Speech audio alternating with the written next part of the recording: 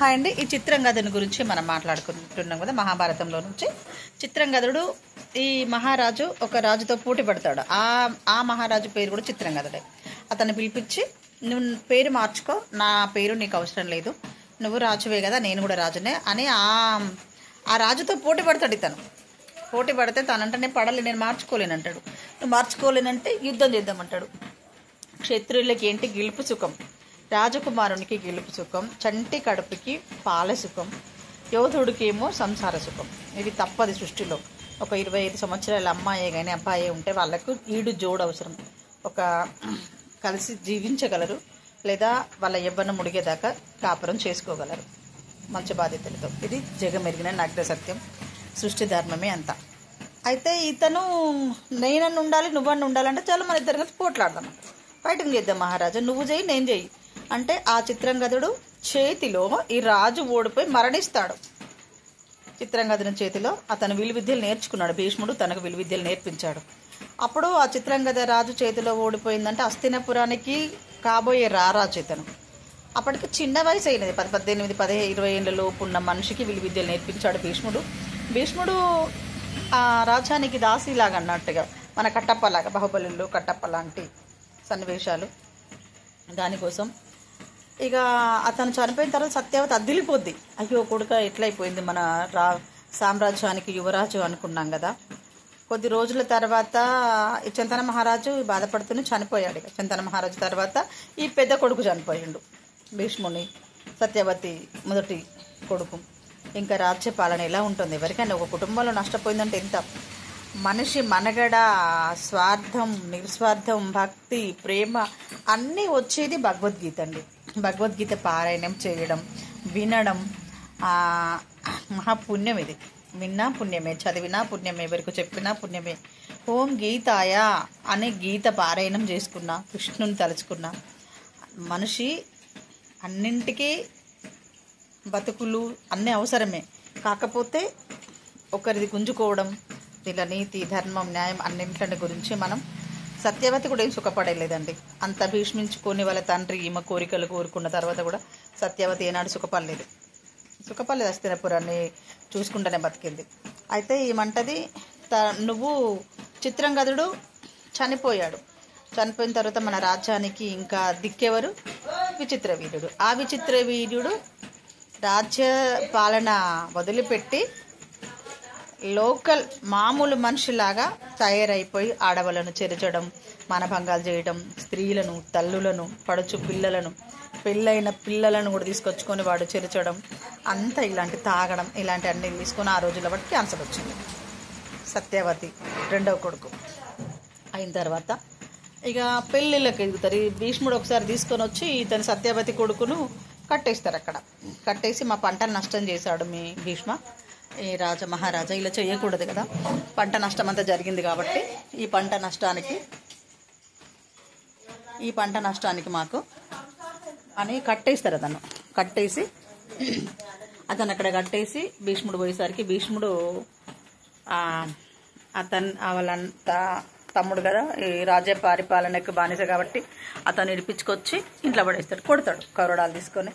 నువ్వెందుకు ఇలా చేస్తున్నావు భీష్మ, నువ్వు నా కొడుకును కొట్టకూడదు, అతను పెళ్ళిడు వచ్చింది, మనం పెళ్లి చేద్దాం, పెళ్లి సంబంధం చూడు అని భీష్ముని ఆజ్ఞాపించుతుంది.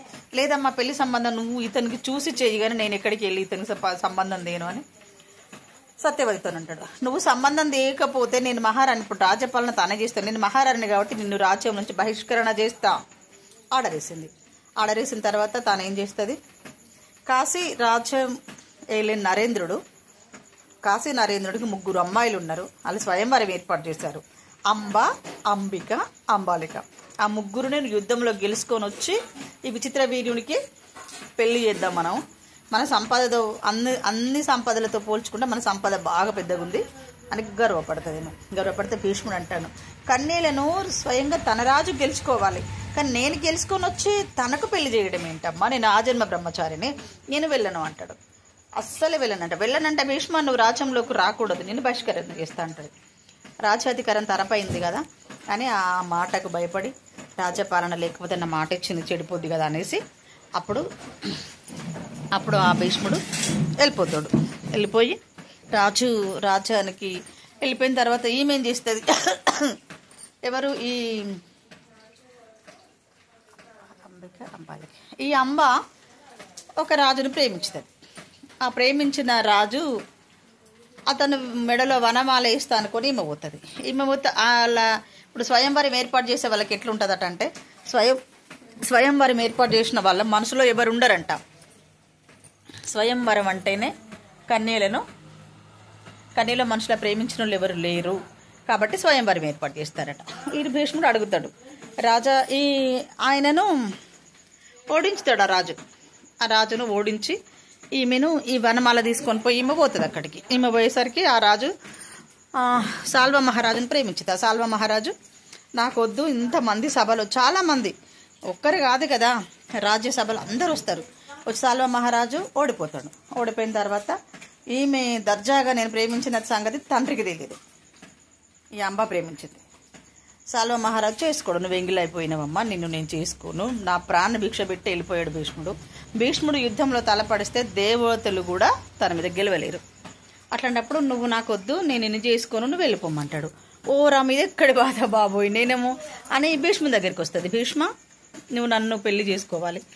తను ఓడించి స్వయంవరం రాజులందరూ కలిసి అడుగుతారు. స్వయంవరం అంటే ఎలా ఏర్పాటు చేస్తారు? కన్య మనసులో ఎవరు ఉండరు. కన్య మనసులో ఎవరు లేనప్పుడు అది స్వయంవరం అంటారు.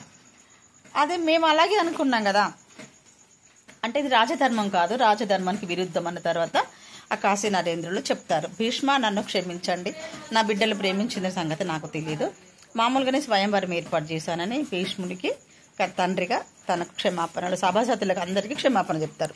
ఆ క్షమాపణ చెప్పిన తర్వాత ఈ అంబాలికను గెలుచుకొని అందరినీ ఓడించి ఎత్తుకపోతాడు. ఎత్తుకపోయిన తర్వాత అంబాలికను వాళ్ళ ఇంట్లో విచిత్ర వీర్యునికి పెళ్లి చేస్తాడు. పెళ్లి చేస్తే ఈ అమ్మాయి ఈ సాల్వ మహారాజును పెళ్లి చేసుకోమంటే సాల్వ మహారాజు నేను చేసుకోను, భీష్ముడు నాకు ప్రాణ భిక్ష పెట్టి వెళ్ళిపోయాడు, ఈ అవమానం నేను భరించుకోను, నువ్వు వద్దు, నీ ప్రేమ వద్దు తల్లి, నీ సంబంధం వద్దు, నీ సంసారం వద్దు, నాకు నువ్వు వద్దు, నువ్వు ఎంగిలైపోయినావు, ఓడిపోయినావు, ఇలాంటి తప్పులు అందరి వల్ల జరిగింది కదా అనుకొని అన్న తర్వాత అంబ ప్రతిజ్ఞ పొందుతుంది. ప్రతిజ్ఞ భూమి శివునికి తపస్సు చేస్తుంది. శివునికి తపస్సు చేస్తే శివుడు చెప్తాడు కదా, అంబ ఈ జన్మలో భీష్ముడిని చంపడం నీతోని కాదు, ఆల్రెడీ గంగాపుత్రుడు, గంగకున్ను శంతన మహారాజు పుత్రుడు, ఈ జన్మలో కాదు కానీ నువ్వు చనిపోయి మళ్ళీ ఒక జన్మెత్తు, ఆ జన్మలో నీవు చంపగలుగుతావు అన్న తర్వాత నీకేమైనా మార్గం కావాలంటే పరశురాముడి దగ్గరికి వెళ్ళు, తను ఏమైనా మార్గం చూపెడతాడు కావచ్చు అన్న తర్వాత పరశురామ ప్రభు దగ్గరికి వెళ్తాడు. వెళ్ళి పరశురామ ప్రభు నాకు న్యాయం జరిపించు, భీష్ముడు ఇలా చేశాడు, నేను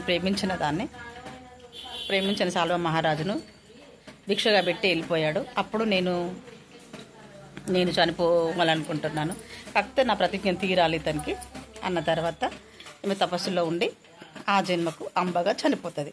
అంబగా చనిపోయి ఎక్కడ పుడుతుంది అంటే ద్రుపద మహారాజుకు బిడ్డగా పుడుతుంది. బిడ్డగా పుడితే శిఖండినిగా పుడుతుంది ఈమె. ఇది ఒక స్టోరీ అండి. నెక్స్ట్ వీడియోలో మనం దాని గురించి మాట్లాడుకుందాం. ఇప్పుడు అంబాలిక గురించి మాట్లాడుకుంటే ఇది ఈమె అంబిక, పెద్దమ్మాయి అంబాలిక. వీళ్ళు ఏం చేస్తారు అంటే వీళ్ళిద్దరిని విచిత్ర వీర్యునికి పెళ్లి చేస్తారు.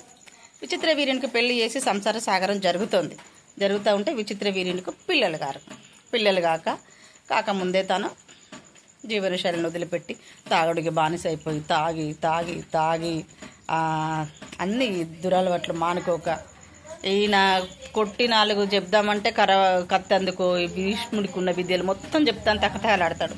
అతను ఒక్కటి వింటేనా, విద్యలు ఎన్నో ఉంటాయి, చెడ్డ వాళ్ళ బుద్ధులు మారే కదండి. తండ్రి బాగుంటే కొడుకు బాగుండడు, తల్లి బాగుంటే పిల్లలు బాగుండరు. ఎవరి జన్మ వాళ్ళకే, ఎవరి కర్మ వాళ్ళకే, ఎవరి విద్యలు వాళ్ళకే. ప్రపంచం మీద కూడా జరుగుతూనే ఉంటుంది. అది కూడా ప్రపంచం మీద జరిగిందే. మన కళ్ళ ముందు కొన్ని కనబడితే వాళ్ళ తలరాత అలా ఉంది, ఏ శాపగ్రస్తులు అయిపోయినరు అని మనం అందరం అనుకొని ఊకుండాలి. జై కృష్ణ, జై శ్రీకృష్ణ, రాధే రాధే, హర హర మహాదేవా. ఓకే అండి, నేను ఇంకా నెక్స్ట్ ఎపిసోడ్లో మనం అంబాలికకు ఇతను చనిపోతాడు దాని గురించి మాట్లాడుకుందాం. Bhavani Maturu YouTube channel subscribe చేసుకుని, షేర్ చేసుకుని, లైక్ చేయండి. Our channel to Vijayalakshmi from Bhavani Maturu అండి. హాయ్ నమస్కారం, నమస్తే.